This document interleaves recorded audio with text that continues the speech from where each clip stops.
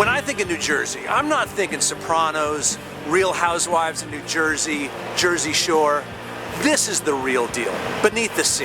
If you want to talk about scuba diving, photography, gear, training, film festivals, seminars, this is the place to be. Just a short ride from New York City. Forget about it. Let's go inside and check it out.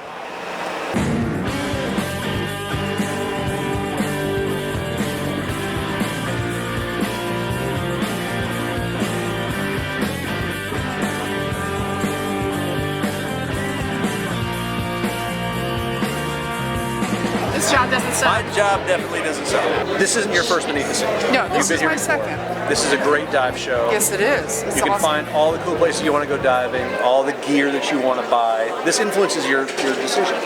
Yes, it does. There's a lot of trips that's always being shown here, and I got to know Backscatter through here, met the guys who set me up with my gear, my photo gear, and there's a lot of interesting stuff. I love it. Love the story.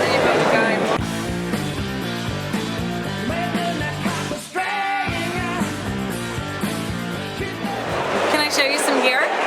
One of our really popular products is the white Sprite mask. Everybody loves it because it has a really soft silicone.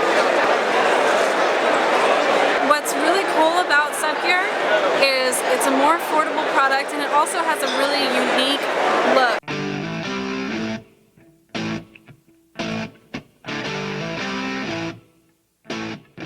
Looks like everybody wants to go to Greece. A lot of people have heard about Greece.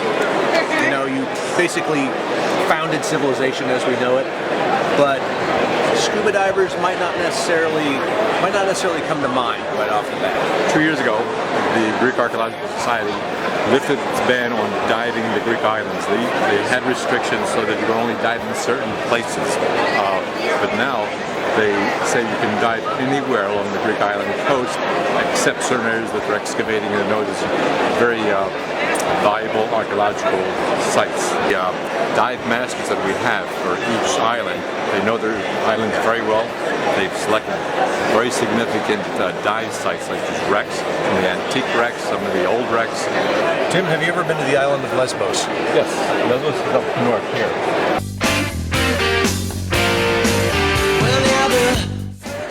So, 35 years Beneath the Sea has been here providing divers with an opportunity to enjoy themselves, to see what's available, both as far as where they can go dive and what they can go diving with. And if you don't dive, it's a great place to learn how to dive and where to dive.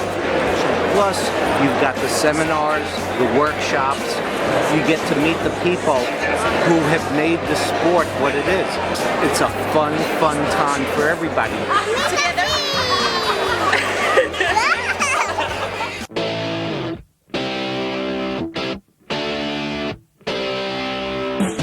Tell me a little bit about Dive Reidt and what Dive Reidt stands for.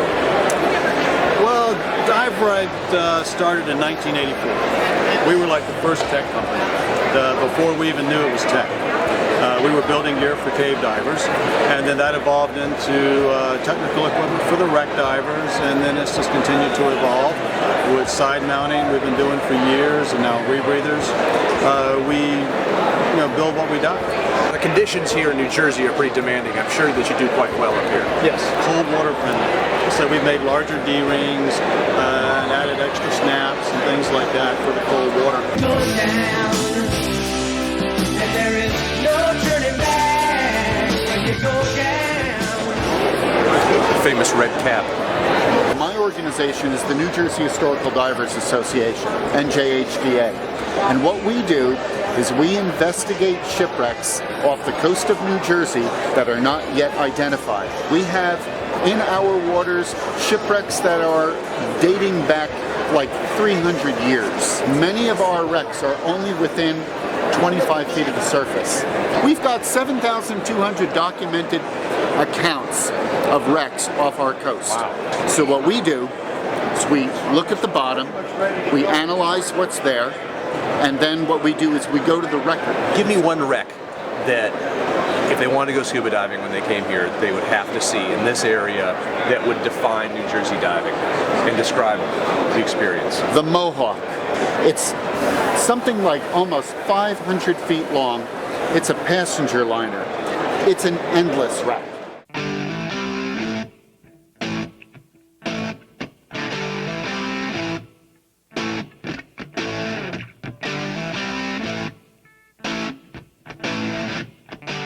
Hi, I'm Bob Rusnak. I'm the East Coast representative of the Historical Diving Society.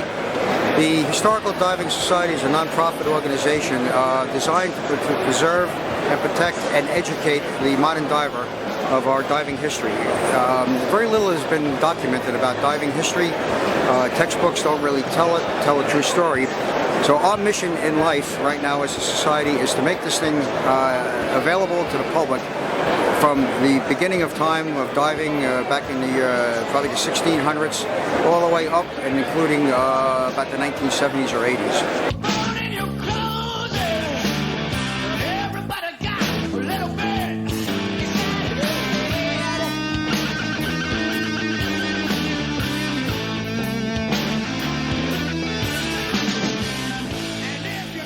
We're looking at the Dreamland Bell. It was on this pier right here in 1881, and then I recovered the bell in 2008. It's been sitting on the bottom of the ocean for 98 years, and we retrieved the bell in 2009, and now it's on display at the Beneath the Sea show here in New York in Secaucus. It's a wonderful bell. It weighs around 500 pounds. It's made out of bronze, and it represents Coney Island history as well as the shipping industry in New York City.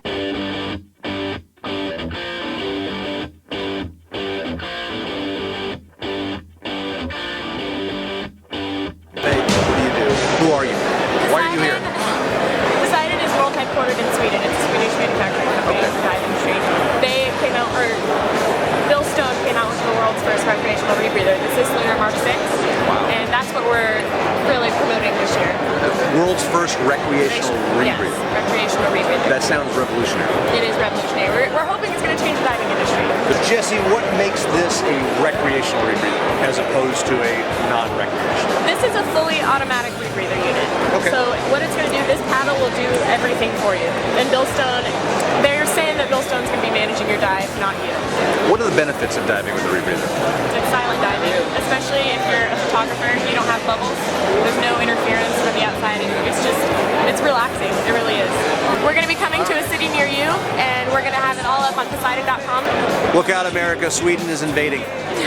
It's over. The Swedish are taking over. There's going to be IKEAs everywhere.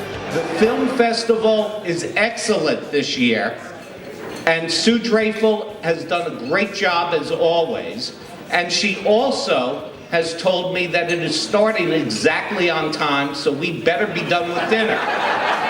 Otherwise, we're all in trouble. So I took her down to the Caribbean to do some scuba, that underwater scene. We had so much fun that I lost track.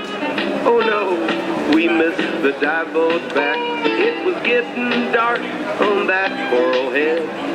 Sharks all around us, I knew we were dead. She looked at me, I looked at them fins. She said, I'll take my chances, I'm swimming in. She said, I ain't sleeping in the wet spot, the wet spot, the wet spot. No, I ain't sleeping in a wet spot. Oh no, not never again.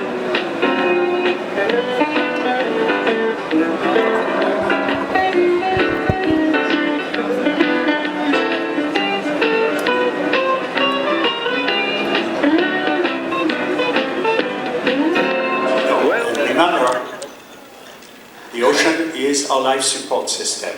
We need to take care of it, whether we live along the coastline or way inland. And if we protect the ocean, this is our mission at Ocean Futures. You protect yourself. Now we need a more active army of people who love the sea, understand that there was no life without water. What we are facing is the destruction of the ocean by pollution and by other causes. Both celebrities and people unknown to the public continue to bear testimony to his influence.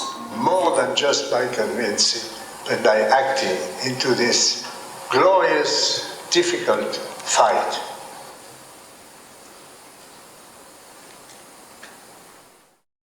Save the fun! Save the fun!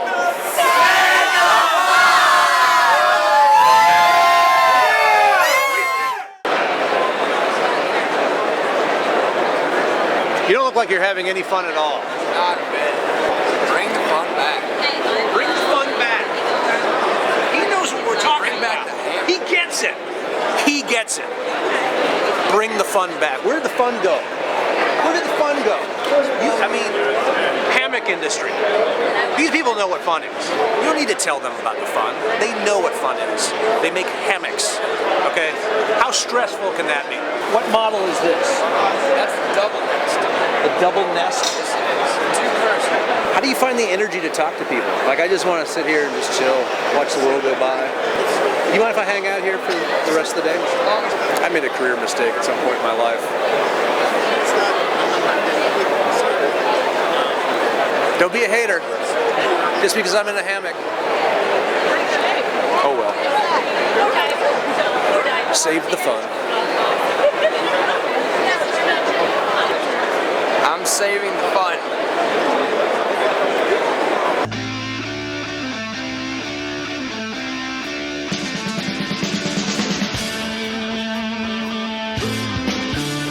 What's a dive shop for the Florida Keys doing in New Jersey? Well, we've been coming up here for the last 7 years. A lot of hardy divers up here, you know, but a lot of times those hardy divers want to come down to warm water. Oh yeah. And so we're up here telling them, come on down and dive with us. We got some great wrecks down there to dive in the Florida Keys, as well as we got some pretty water and warm water. In all my travels, I think the Florida Keys are perhaps the most underrated dive destination in the world. I love some of the other dive areas, but where can you go in the United States and drive to?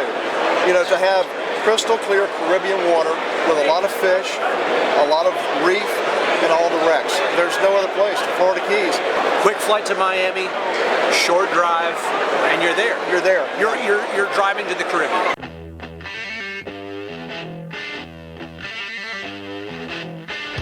Size does not matter, thankfully.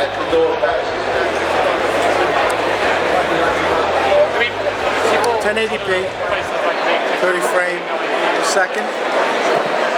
I make the modified housing, so this is good to 240 feet, and it gives you crisp, clear resolution.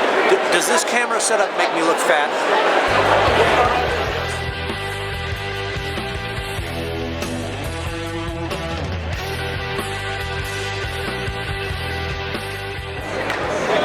Della, I'm really excited. We're heading to St. Kitts in just about 3 weeks to film an episode of Into the Drink. What are we going to see when we dive St. Kitts? Well, first thing I would like to point out to you, Nick, is that we are a two-island destination. So when you're diving St. Kitts, you're actually diving St. Kitts and Nevis. And that's a plus because you get two for the price of one. We have great wrecks, great reefs, and a lot of great diving as shallow as 40 feet. Wow. St. Kitts and Nevis. Yes. It's the whole package. Into the Drink will love this. We have various flavors. We have the vanilla, we have lime, we have coconut, we have coffee, we have mango. And when you come to St. Kitts and you go into the drink, make sure you go into the Brindley Gold. And there's also the Shipwreck, it's a nice spicy rum.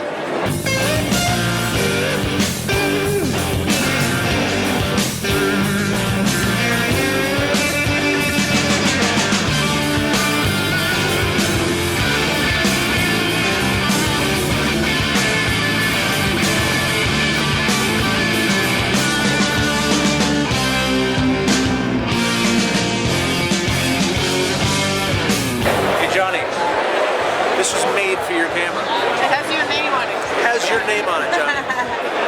7D.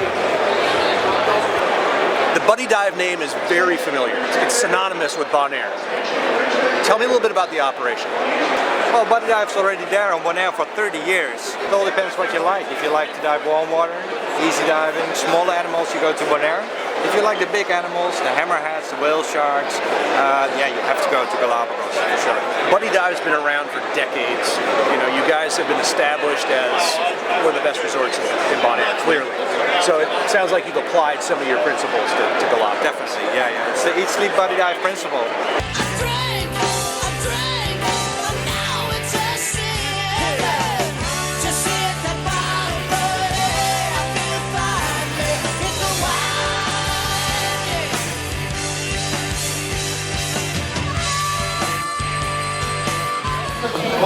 Been a hell of a show, guys. Another Beneath the Sea in the record books. Cheers. Salud.